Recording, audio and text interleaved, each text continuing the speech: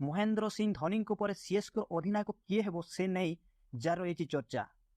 Cricket tournament IPL इतिहास सबुठ सफल अधिनायक होउछन्ति महेंद्र सिंह धोनी। परवर्ती सीजन खेलिब कि नाही ताहा एपर्यंत स्पष्ट होईना। हेले तांको परे चेन्नई सुपर किंग्स रो नेतृत्व किए नेब ताहाकु नै चर्चा बहु आगुर आरंभ हो जाइछि।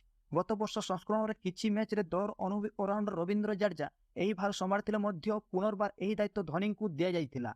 हेले एबे ए नै एक प्रतिक्रिया देई चर्चा को आसिछन्ति पूर्वतन क्रिकेटर तथा सीएसके सदस्य अंबाती रायडू। से धोनी पर एही गुरु दायित्व युवा बैटर ऋतुराज गायकवाड संभाळी पारिबे बोली मत रखिछन्ति। वेस्ट इंडीज गस्तर भारतीय टेस्ट दल रे ऋतुराज को शामिल करा जायछि। जदियो एथिरे से एपर्यंत खेलिबार सुजोग पाइ नाहांती हेले ऋतुराज को चीन रे आयोजित हेबाकु थिबा एशियन गेम्स 2023 पई भारतीय दल अधिनायक भावे नियुक्त करा जायछि। घरोई क्रिकेट रे ऋतुराज महाराष्ट्र दलर अधिनायक भार संभाळिबा व्यतीत महाराष्ट्र प्रीमियर लीग रो प्रथम संस्करण पुणेरी बाप्पा दलर मध्य अधिनायक थिले।